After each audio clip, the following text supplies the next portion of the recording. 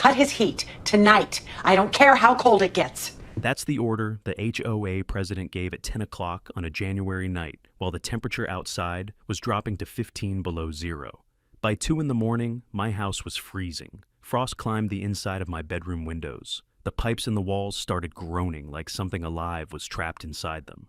My dog crawled under the covers and pressed against my ribs, shaking. She shut off my heat over a $20,000 fine I didn't owe, for violations that didn't exist, under rules she wrote herself.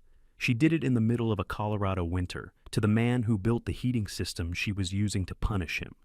Every boiler, every pipe, every valve in that facility. I designed them, I installed them, and I own them.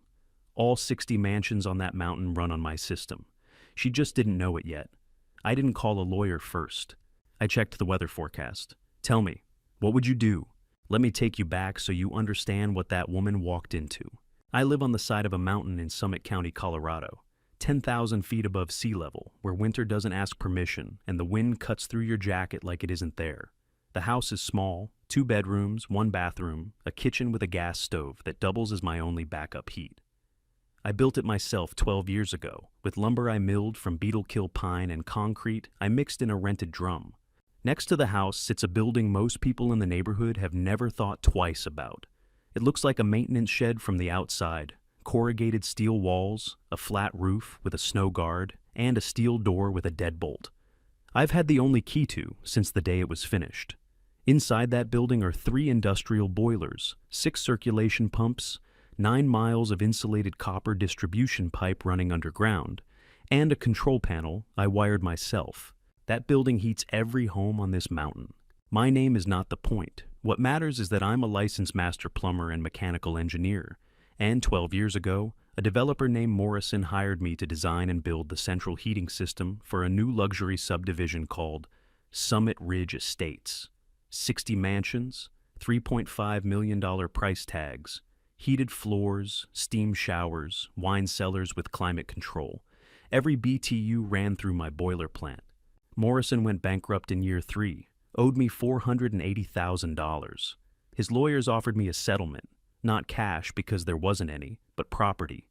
The boiler plant, the land under it, and every inch of distribution piping beneath the subdivision. I took the deal. A mechanic's lien, properly filed and legally recorded. The infrastructure was mine. My wife Laura loved that little house on the mountain. She said the boiler room hummed like a heartbeat at night, and she'd fall asleep to it with the windows cracked open even in January. She died 4 years ago. A fall on Independence Pass, hiking a trail we'd done 100 times. I stayed because leaving meant leaving the last place that still felt like her. The dog she picked out from the shelter sleeps on her side of the bed. His name is Boiler. She thought that was hilarious. Then Pamela Whitfield decided my house was a problem. Pamela was the president of the Summit Ridge HOA and had been for 8 years. Blonde, the kind of blonde that comes from a salon appointment every 3 weeks. Heavyset, always dressed like she was hosting a charity luncheon, even when she was just checking mailboxes. She drove a black Range Rover with vanity plates that read PREZ-1. I am not making that up. Her husband was Glenn Whitfield, real estate attorney, HOA board member, and the kind of man who irons his jeans. Between the two of them, they ran Summit Ridge like a private country club, with a dress code and an enemies list. The first violation notice arrived on a Tuesday in September. It informed me that my house's exterior paint color was inconsistent with the approved community palette. I read the CC and Rs that night, all 47 pages. There was no approved palette. There never had been. I wrote back politely, citing the exact section numbers. Pamela's response came 3 days later, hand-delivered by Glenn, who stood on my porch in a cashmere overcoat and smiled like a man who'd never lost an argument. The board decides what's appropriate, Mr. Callahan, not you. I leaned against the doorframe, the cold biting through my flannel, and smelled the diesel exhaust drifting from the boiler plant 20 feet away. The system was running at full capacity, keeping his house warm, keeping her house warm, keeping all 60 houses warm, and neither of them had ever once asked how it worked or who kept it running. Ma'am sends her husband to deliver threats, I said. That's a choice. Glenn's smile didn't waver, but something behind his eyes shifted. He turned and walked back to the Range Rover without another word. I watched the taillights disappear down the switchback road, then went inside and poured a cup of coffee. Boiler was asleep on the heat vent, snoring. I had no idea how far they were willing to go, and they had no idea what they were standing on. Over the next 4 months, Pamela sent 6 violation notices. Each one arrived in a Ridgeline Estates HOA envelope with the gold seal she'd designed herself, and each one cited a violation that did not exist anywhere in the community's governing documents. The first said, "My mailbox was 2 inches too tall. I measured it. It was the same height as the one the Postal Service installed for every house on the mountain." The second said, "My snow fence was made of unapproved materials." The CC and RS didn't mention snow fences at all. The third said, "My blue spruce trees were insufficiently maintained. I'd been trimming those trees since the day I planted them." The fourth said my exterior lighting was excessively warm in color temperature. She was fining me for the color of my porch light. The fifth cited my trash enclosure for being visible from the primary access road. It was behind the house, facing the forest. And the sixth, the one that almost made me laugh, said the nameplate on my door used a font not consistent with community signage standards. 6 violations, $20,000 in fines, not one of them supported by a single sentence in the CC and Rs. I responded to each one in writing. I cited the relevant sections. I included photographs, measurements, and direct quotes from the governing documents. I was thorough, patient, and professional. I kept copies of everything. Pamela rejected every appeal. Each rejection letter said the same thing. The board has reviewed your submission and upholds the assessed fine. No explanation, no citation, no reasoning. Just 5 signatures: Pamela, Glenn, and 3 board members she'd appointed herself. When I refused to pay, Pamela called a special board meeting. 5 members, closed session, no resident observers. They voted 5-0 to disconnect my house from the central heating system until the fine was paid in full. The resolution called it a lien on services, a term she invented. It had no basis in Colorado law, no basis in the CC and Rs, and no authorization from any court. But it didn't need legal authority. It just needed a valve. The technician came at 10 o'clock on a Thursday night in late January. I didn't hear him arrive. I was asleep with boiler curled up against my legs and the wind howling outside hard enough to rattle the chimney cap. What woke me was the silence. The heating system in my house ran on a closed loop fed from the main plant, hot water circulating through baseboard radiators, a constant low hum I'd been falling asleep to for 12 years. When that hum stopped, the silence was louder than any alarm. I sat up in the dark, my breath plumed white in front of my face. The bedside thermometer read 38 degrees and falling. Outside, the National Weather Service had the overnight at -15. I swung my feet onto the floor, and the cold hit my soles like concrete. Boiler whimpered and pushed deeper under the blankets. I pulled on a jacket, walked to the basement, and checked the supply line. The valve was closed, not failed, closed. Someone had shut it deliberately.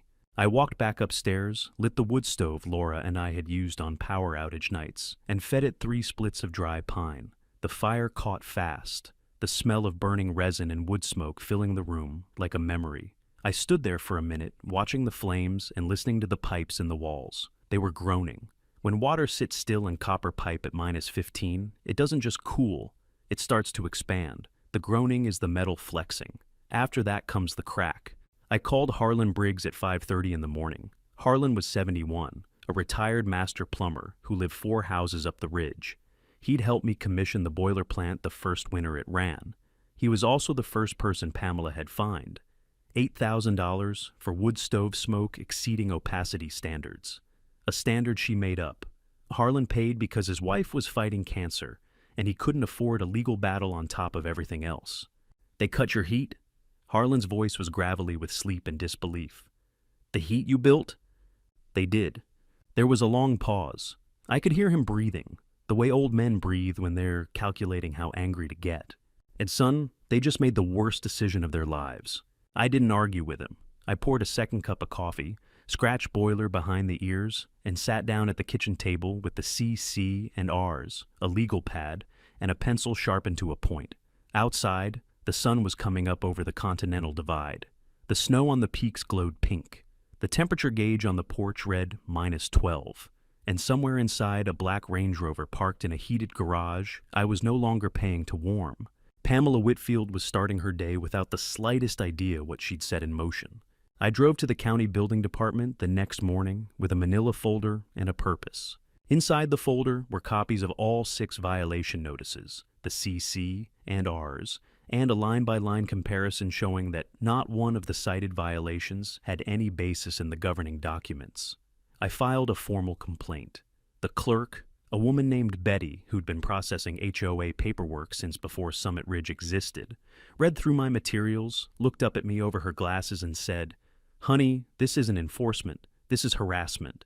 She couldn't do anything officially. County doesn't regulate HOA fines, but she made copies, entered the complaint into the system, and told me something useful on the way out. "You're not the first person from that neighborhood to walk through that door. You're just the first one who brought receipts." 3 days later, the lien notice arrived. It came by certified mail, a formal document on Whitfield & Associates letterhead, signed by Glenn Whitfield in his capacity as both HOA board member and legal counsel for the HOA. That's a conflict of interest so obvious you could see it from space, but nobody on that board was going to raise the issue because everybody on that board owed their seat to Pamela. The notice demanded $23,500. The original $20,000 in fines plus $3,500 in legal and administrative fees. It stated that if the amount was not paid within 60 days, the HOA would initiate foreclosure proceedings on my home. They were threatening to take my house over fines they'd invented for violations that didn't exist. I set the notice on the kitchen table, smoothed it flat, and read it 3 times. Then I picked up the phone and called Harlan. "I need to see your paperwork," I said. "Everything Pamela sent you. Every fine, every letter, every receipt." Harlan met me at his kitchen table that afternoon. His house smelled like pine sap and menthol cough drops, and the wood stove in the corner was burning low. He opened a file cabinet that looked older than he was and pulled out a folder 3 inches thick. $8,000. Wood stove smoke exceeding opacity standards. Harlan had been burning wood in that stove for 9 years without a single complaint. Pamela cited a Ridgeline Air Quality Maintenance Code, a document that didn't exist in the CC and Rs, didn't exist in county regulations, and didn't exist anywhere except Pamela's imagination. "I paid because I couldn't afford the fight," Harlan said. His hands trembled when he held the papers, and I knew it wasn't from the cold. Maggie was in chemo. I was driving her to Denver 3 times a week. Pamela knew that. She came to the house with the fine the same week Maggie started losing her hair. I sat there for a moment, feeling something tighten in my chest that wasn't anger. It was something older and harder, the kind of feeling you get when you realize someone has been hurting people deliberately, quietly, for years, and nobody stopped them because nobody could afford to. "How many families?" I asked. Harlan held up 3 fingers. "The Torres family. 12,000. Unauthorized holiday lighting duration. They had their Christmas lights up until January 6th. Pamela fined them $200 a day." He paused. "And the Prescotts. $6,500 for driveway salt residue affecting aesthetic harmony. They have a disabled son. They salt the driveway so his wheelchair doesn't slide." He set the folder down and looked at me with the steady, tired eyes of a man who's watched too much and said too little. "Every fine was signed by Glenn. Every dollar went somewhere, Wyatt. But it didn't go into any reserve fund I've ever seen a report on. That was the detail that changed everything. Not the fines themselves. I'd already known they were fraudulent. But the money. Where was the money going? HOA fines are supposed to be deposited into the association's operating account or reserve fund. Financial reports are required under Colorado Common Interest Ownership Act. And in 8 years, Summit Ridge had never published a financial audit, not once. I drove home with Harlan's copies stacked on the passenger seat and the heater in my truck blowing hard against the cold. The sun was already behind the ridge, and the shadows on the snow were turning blue. Somewhere in a 5,000 square foot house up the mountain, Pamela Whitfield was sitting in a room heated by a system she didn't own, spending money she didn't earn, collecting fines she didn't have the authority to levy. And she had no idea I'd just started pulling the thread. Pamela called the special meeting for the 2nd Tuesday in February. The notice went out to all 60 homeowners by email. Subject line, critical infrastructure vote, mandatory attendance recommended. The agenda had one item, acquisition of boiler facility for community benefit. She wanted to buy my boiler plant for $1. I found out from Harlan, who forwarded me the email with a single line. "You need to see this." I read it on my phone while standing in the boiler room, the 3 units running steady behind me, the circulation pumps pushing hot water through 9 miles of underground pipe. The system I designed, the system I built, the system that kept every house on that mountain from turning into an ice sculpture. She wanted it for $1. The meeting was held in the Summit Ridge Community Room, a wood-paneled space attached to the main clubhouse with a stone fireplace that hadn't worked in 3 years because nobody had called me to fix it. About 40 homeowners showed up, which was more than usual, but less than the crowd that would come later. Pamela stood at the front in a cream-colored cashmere sweater and a pearl necklace, her clipboard resting on the podium like a gavel. Glenn sat to her left, a leather portfolio open in front of him, a pen in his hand. The other 3 board members sat in a row behind them, silent, decorative. "As you all know," Pamela began, "the boiler facility that serves our community is currently owned by a single private individual. This creates an unacceptable vulnerability. Critical infrastructure should be owned by the community it serves." She said community 4 times in the first 2 minutes. She said vulnerability 3 times. She never once said my name. Glenn took over with what he called the legal framework. He explained that the HOA had the authority to acquire the facility through a provision in the CC and RS governing shared infrastructure. He used the phrase constructive eminent domain, which is not a real legal concept. An HOA is a private nonprofit corporation. It cannot exercise eminent domain. That power belongs to government entities only. But Glenn said it with enough confidence that half the room nodded along, and the other half didn't know enough to question it. The proposed price was $1. The resolution stated that the HOA would assume operational responsibility and that the current owner, still unnamed, would be compensated fairly for past services. $1 for a system that cost $480,000 to build and would cost over $1 million to replace. I sat in the back row. I didn't speak during the presentation. I didn't raise my hand during the Q&A. I had my phone in my jacket pocket, recording every word. When the board called for a vote, it passed 4-1, only because one member, a retired civil engineer named Arthur Foley, raised his hand and said, "I'd like to see the legal opinion supporting eminent domain by a private HOA." Nobody answered him. Pamela thanked him for his input and moved on. After the vote, Pamela caught me in the hallway. She was smiling the way people smile when they think they've already won. "I hope you'll consider the offer, Mr. Callahan. It's what's best for the community." I looked at her for a long moment. The overhead fluorescents buzzed. The building's heating vent pushed warm air past us. Warm air generated by my boilers, flowing through my pipes, courtesy of a system I hadn't been paid to maintain in 8 years. "I'll consider your offer," I said. Then I turned and walked out into the snow. Behind me, I heard Glenn say to Pamela, "He'll fold. They always do." And Pamela's reply, muffled by the closing door but clear enough. "And if he doesn't, we take it. Who's going to stop us?" Keith Alderman was standing by the coat rack near the exit, pulling on his gloves. Keith lived in Unit 37. A quiet guy, mid-40s, worked from home. He was also a staff reporter for the Summit County Gazette. He'd attended the meeting as a homeowner, not a journalist, but I could see it in his face as he watched the board file out. The expression of a man whose professional instincts had just woken up. He didn't say anything to me, I didn't say anything to him. But as I walked to my truck through the falling snow, I had the feeling that Pamela Whitfield had just held a meeting that would eventually be quoted back to her under oath. That night, I sat at my father's desk and went straight to the basement. In the far corner, behind the water heater and a stack of moving boxes I'd never unpacked, sat a fireproof safe I'd bolted to the floor the year Laura died. I kept the important things in there, her wedding ring, the deed to the property, and a folder of documents I hadn't opened in years. The lien settlement agreement, dated 12 years ago, signed by Morrison's bankruptcy trustee, notarized, and filed with the county. I'd read it once the day I signed it, then I locked it away and went back to work. I never needed it. The system ran. Nobody questioned ownership. Nobody asked. Now I needed it. I sat on the basement floor with the safe open and the folder in my lap, and read every word by the light of a bare bulb hanging from the ceiling. The agreement was 11 pages long, dense with legal language and specific in a way that made my pulse quicken. Section 3.1 defined the transferred assets. All mechanical infrastructure, including but not limited to boilers, circulation pumps, distribution piping, control systems, heat exchangers, and all subsurface conduits, together with the real property parcel upon which the boiler facility is situated. That meant I didn't just own the building. I owned every foot of pipe buried under every house on the mountain. The distribution network was mine. It had never been conveyed to the HOA.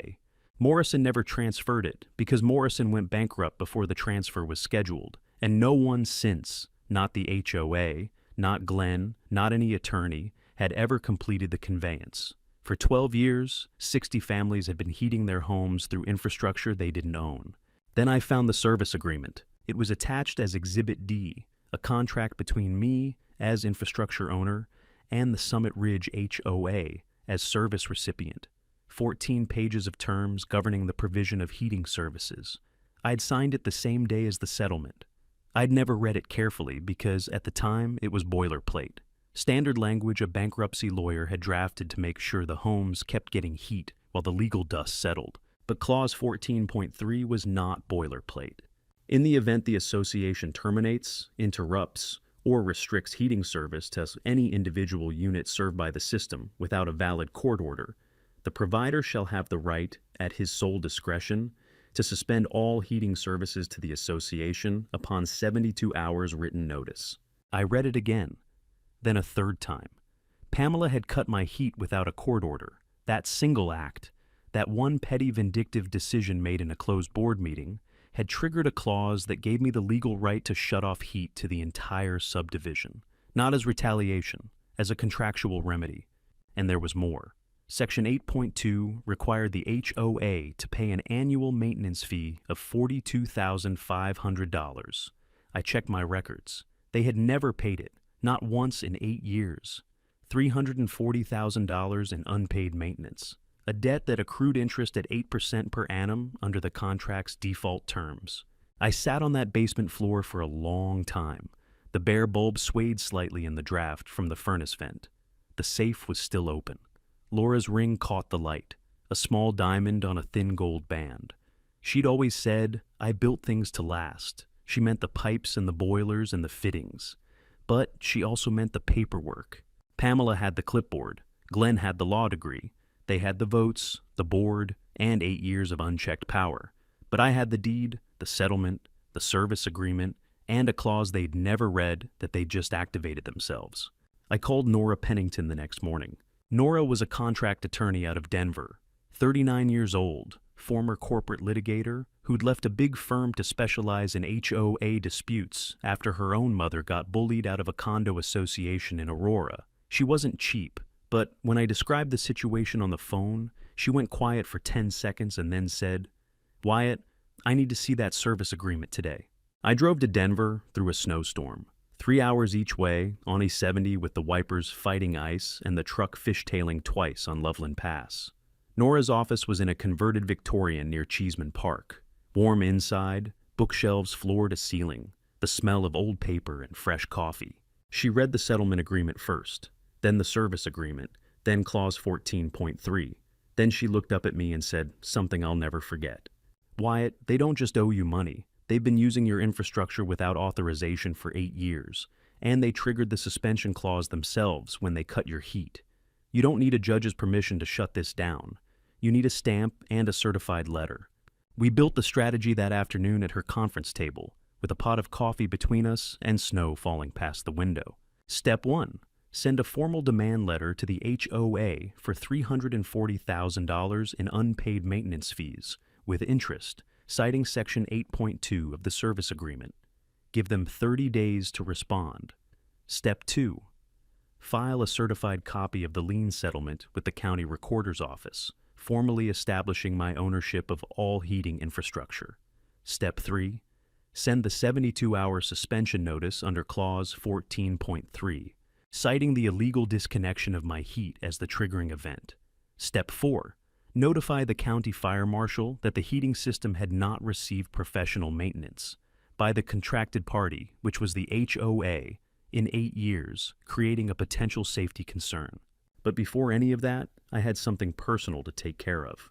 I drove back to Summit Ridge that night and spent the next 2 days making house calls. Harlan Briggs, the Torres family, the Prescotts, and a couple named the Dunbars in Unit 12, elderly on a fixed income, fined $4,000 for unauthorized bird feeders. I brought each of them a propane heater, 2 tanks, and a set of electric space heaters rated for residential use. I installed the propane units myself, checked the venting, and left my phone number on the kitchen counter. When the heat goes off, I told each of them, you'll stay warm, I promise. Harlan looked at the heater, then at me. You're really going to do it? They cut my heat first, Harlan. I'm just following the contract. The last thing I did was check the weather. I'd been watching the forecasts for a week, tracking an Arctic air mass building over central Canada. The National Weather Service was calling it the coldest front of the decade. Sustained temperatures of 20 to 25 below zero for 4 to 5 consecutive days. Wind chill to minus 40. The kind of cold that kills engines, cracks foundations, and freezes every pipe and every wall that isn't being actively heated. I chose the timing carefully. I would send the 72-hour notice so that it expired at exactly 6 a.m. on the morning the cold front arrived. Pamela would have 3 full days to respond, negotiate, or pay. If she did nothing, and I was betting everything that she would do nothing, because doing nothing was what bullies did when they didn't believe the threat was real, then the system would shut down at the precise moment it was needed most. The night before I sent the letter, I walked into the boiler plant one last time. 3 units running steady, their blue pilot flames flickering behind the glass inspection ports, the circulation pumps whirring, the copper headers warm to the touch. I ran my palm along a pipe I'd sweated 12 years ago, and the joint was still perfect. Every weld, every fitting, every valve in that room had my hands on it. I stood there in the warmth and the diesel hum and thought about what Laura would say. She'd say I was being stubborn. She'd say I was being righteous. And then she'd say, good, be both. I locked the door behind me and went home to write the letter. The 72-hour notice went out on a Monday morning by certified mail, hand-delivered copy to the HOA office, and email to every board member with red receipt tracking. The letter was 4 pages long. Nora had drafted it with the precision of a surgeon. It cited the lien settlement, the service agreement, the unpaid maintenance fees, the illegal heat disconnection, and Clause 14.3. It stated, clearly and without ambiguity, that if the HOA did not restore heating service to my home, pay all outstanding maintenance fees, and rescind all fraudulent fines within 72 hours, I would exercise my contractual right to suspend all heating services to the subdivision. Pamela read it at 9:15 a.m. I know because the email tracking showed the message was opened at 9:14, and the attached PDF was downloaded at 9:16. At 9:22, she forwarded it to Glenn with a one-line message I would later see in Discovery. Handle this. He's bluffing. Glenn called me at 10 o'clock. He was using his attorney voice, measured, condescending, the tone of a man who bills $400 an hour and wants you to know it. Mr. Callahan, I've reviewed your letter. I want to be direct. If you interfere with heating services to this community, we will seek an emergency injunction and pursue civil damages. You'll lose your house, your business, and your reputation. Glenn, I'd encourage you to read the service agreement before you threaten me, specifically Clause 14.3. And while you're at it, check Section 8.2 on maintenance fees. He hung up. 2 hours later, he filed for a temporary restraining order with the Summit County District Court. Judge Catherine Mercer held the hearing the following afternoon. I sat on one side of the courtroom with Nora. Glenn sat on the other side with a stack of papers and the rigid posture of a man who was just beginning to realize he was in trouble. Nora presented the lien settlement, the service agreement, the county property records confirming my ownership of the infrastructure, and the HOA board minutes documenting the decision to cut my heat. Glenn argued that the heating system was de facto community property because it had served the neighborhood for 12 years.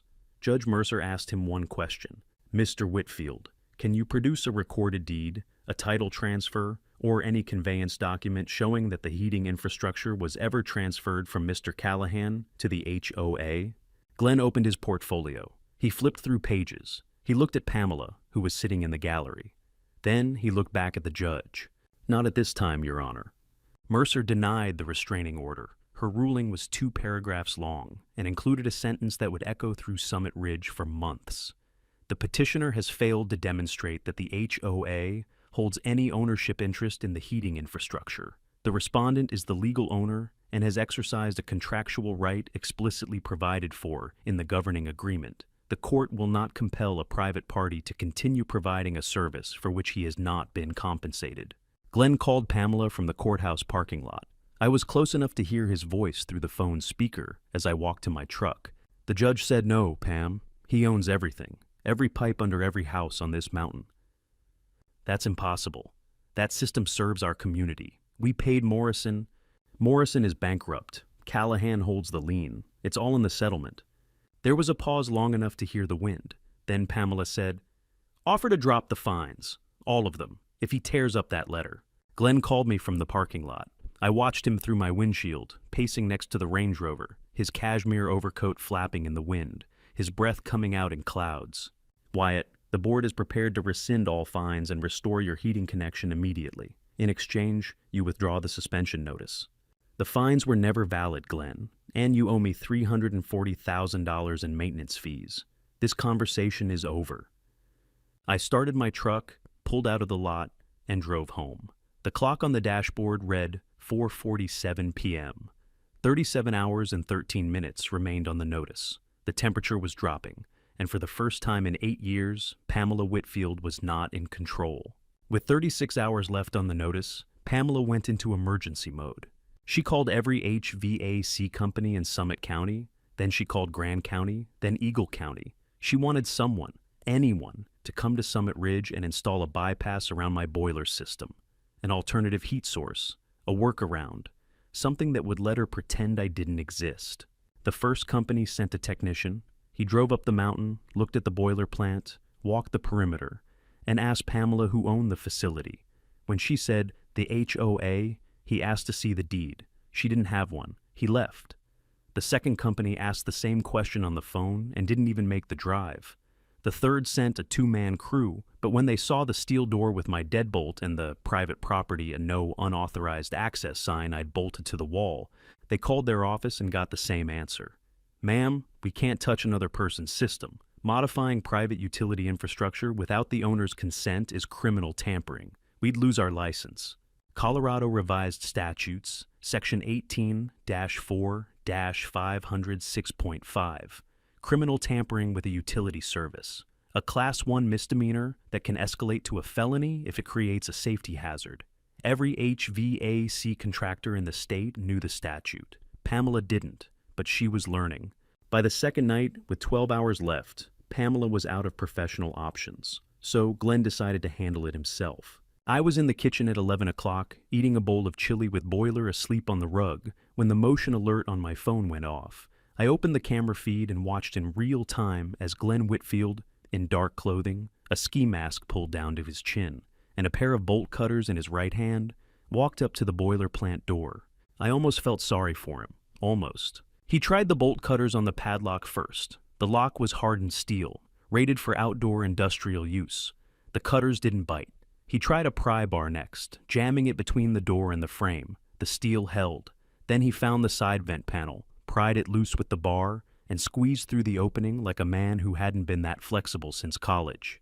I watched him on the interior camera, stumbling between the boilers, bumping into pipe runs, trying to find the main distribution valve. He found it after 4 minutes of searching. He grabbed the wheel and tried to lock it in the open position. His plan, apparently, was to prevent me from shutting off the valve when the notice expired. But the valve was a quarter-turn ball valve with a lever handle, not a wheel. He was pulling on the wrong fitting. I called Deputy Scott Ennis while Glenn was still inside. Ennis arrived in 14 minutes. He found Glenn standing next to boiler number 2, with the pry bar in his hand and the vent panel hanging open behind him. The look on Glenn's face when the flashlight hit him. I watched it on camera. It was the expression of a man who had just realized that every decision he'd made in the last 6 hours had been wrong. Criminal tampering with utility infrastructure, criminal trespass, possession of burglary tools. Deputy Ennis read the charges while Glenn stood in the snow with his wrists behind his back, his breath crystallizing in the beam of the cruiser's headlights. The bolt cutters lay on the ground next to him like a confession. Pamela arrived in the Range Rover 12 minutes later, still in her bathrobe. She stood at the edge of the driveway and watched them put her husband in the back of the patrol car. She didn't say a word. She just stood there, arms wrapped around herself, while the cold ate through her robe and the reality of what had happened settled over her like the snow. Keith Alderman was watching from his kitchen window 4 houses up. He'd heard the sirens. By 1 in the morning, he was at his laptop, pulling public records, building permits, financial disclosures, HOA meeting minutes, board member compensation, and the one thing that nobody at Summit Ridge had ever seen, the association's financial statements, or rather, the absence of them. What Keith found that night would be in print within a week, 3 years of fines totaling $46,500. Every cent deposited not into the HOA operating account, but into a personal account held jointly by Pamela and Glenn Whitfield. Embezzlement, plain and simple. But Keith didn't tell anyone yet. He just kept digging. The 72 hours expired at 6 a.m. on a Thursday. I was already in the boiler plant. Boiler lay on his bed in the corner. I'd set up a heated pad for him near the control panel. Outside, the Arctic front had arrived overnight. The temperature gauge on the wall read -23. The wind was steady at 30 miles per hour, driving the wind chill to -42. The coldest morning Summit County had seen in 11 years. I stood in front of the control panel and looked at the 3 boilers running side by side. 12 years of faithful operation, 3 blue pilot flames behind 3 glass ports, 6 circulation pumps pushing hot water through 9 miles of copper pipe. The system I designed on graph paper at my kitchen table. The system I built with my own hands, my own tools, my own sweat. The system nobody had paid me to maintain for 8 years. I turned off boiler 1. The flame died. The pump wound down, then boiler 2, then boiler 3. The circulation pumps stopped one by one, and the low hum that had been the background sound of my life for 12 years faded to silence. For the first time since I'd commissioned the plant, the building was quiet. I could hear the wind outside. I could hear Boiler breathing on his bed. I could hear the tick of cooling metal as the pipes began to lose heat. I walked outside into the cold. The air hit my face like a wall. My eyelashes frosted in seconds. I locked the plant door behind me and drove home. The call started within 2 hours. By noon, the indoor temperature in most homes had dropped below 50 degrees. By 4 o'clock, it was in the mid-30s. By 10 that night, the first pipes froze. You could hear it if you listened. A faint crack, then a hiss, then the sound of water spraying inside walls. In houses with radiant floor heating, the embedded tubing split along seams that had been warm for 12 years and were now colder than the ground outside. By morning, 47 of 60 homes had at least 1 burst pipe. Some had 5, some had 8. Water damage in finished basements, buckled hardwood floors, collapsed drywall. A 5,000 square foot house on the upper ridge lost its entire second floor to flooding when a supply line in the attic let go. Total estimated damage across the subdivision, $2.4 million. Pamela called an emergency meeting for 6 o'clock that evening. The community room was unheated. My system powered that too, so 200 residents sat in their winter coats, their breath visible, their fury radiating hotter than anything the boilers had ever produced. Pamela stood at the podium in a down jacket, her clipboard shaking in her hands. She tried to open the meeting with her usual authority. This act of sabotage by Mr. Callahan, the room erupted. Not applause, not chanting, just 60 families shouting at once, and every single voice was aimed at her.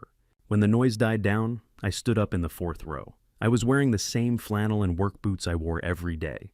Nora sat beside me with a folder of exhibits. I spoke for 11 minutes. I showed them the lien settlement proving I owned the infrastructure. I showed them the service agreement and clause 14.3. I showed them the board minutes where they voted to cut my heat without a court order. I showed them the 6 violation notices and the CC and RS sections that proved every fine was fabricated. I showed them Glenn's lien notice, signed by a board member who was also the HOA's legal counsel, a conflict of interest that invalidated every action he'd taken. Then I showed them the bank records. Keith Alderman had obtained them through a public records request under Colorado's HOA disclosure statutes. 3 years of fines, $46,500, deposited into a personal account in the names of Pamela and Glenn Whitfield. Not the HOA reserve fund, not the operating account, their personal checking account. The room went silent. The kind of silence that has weight. Deputy Ennis stepped forward from the back wall. He had 2 warrants. Glenn Whitfield, criminal tampering, embezzlement. Pamela Whitfield, embezzlement, fraud. The handcuffs went on in front of 200 people who had trusted them for 8 years. A motion for removal was called from the floor. 187 votes to remove, 3 to retain. Pamela's book club held firm to the end. I walked to the podium. The microphone was still on. The room was cold and quiet and waiting. I'll turn the heat back on tonight, but this time, we're doing it with a real contract. And this time, you'll know who owns the pipes under your house. I walked back to the boiler plant at 9 o'clock that night, unlocked the door, and restarted the system. Boiler 1 first. The pilot caught. The flame rose blue behind the glass, and the circulation pump kicked in with a hum that vibrated through the floor. Then 2, then 3. Within an hour, hot water was moving through 9 miles of copper pipe. Within 3 hours, the surviving radiators in 60 homes were warming up. The mountain was breathing again. The new HOA board, elected the same night Pamela was removed, signed a proper service agreement within 2 weeks, 20-year term, $42,500 per year, paid quarterly, with an annual maintenance inspection and a clause requiring written approval from a licensed engineer before any board action affecting the heating system. Nora drafted it. I signed it in the same community room where Pamela had tried to buy my life's work for $1. The civil suit settled in April, $340,000 in back maintenance fees, plus $85,000 in damages, covering the illegal heat disconnection, the fraudulent fines, legal costs, and emotional distress. The insurance company for the HOA wrote the check. Their underwriter told Nora it was the fastest settlement they'd ever processed. Nobody wanted to defend what Pamela and Glenn had done. The 47 families with burst pipes filed their own claims, not against me, but against the former board. Their insurers paid out the immediate water damage and then pursued subrogation against Pamela and Glenn personally. $2.4 million in property damage, directly traceable to a fraudulent fine scheme and an illegal heat disconnection.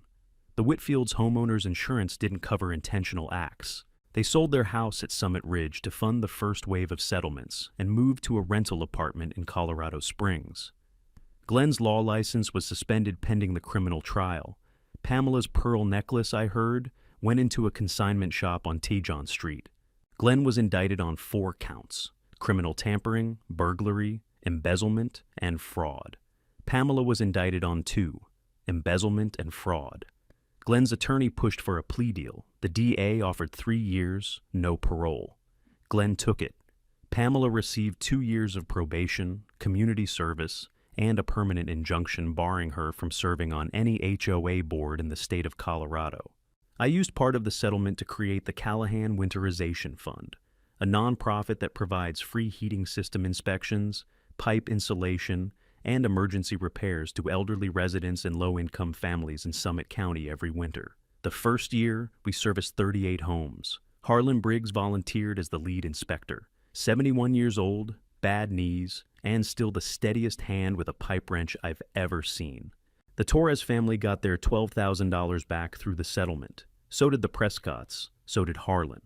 The Dunbars, the couple with the bird feeders, got a refund and a formal apology from the new board, hand-delivered by Arthur Foley, the one board member who'd had the courage to ask the right question at the wrong meeting. Harlan came by on a Sunday afternoon, about a month after everything settled. We sat in the boiler plant, the warmest room on the mountain, on 2 folding chairs between the number 2 and number 3 units. The pipes hummed around us. The pumps pulsed. Boiler was asleep under the control panel, his nose resting on a warm copper fitting.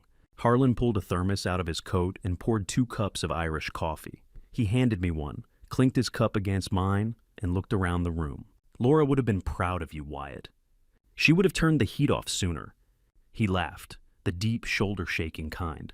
Then he took a sip and stared at the pilot flame through the glass port, blue and steady, the way good things burn when they're built right. That evening, I sat on my porch with Boiler in my lap and watched the snow fall through the pines. The house was warm. The mountain was warm. The system was running the way I designed it.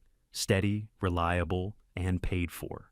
Somewhere below, 60 families were sitting in heated rooms they now understood didn't heat themselves.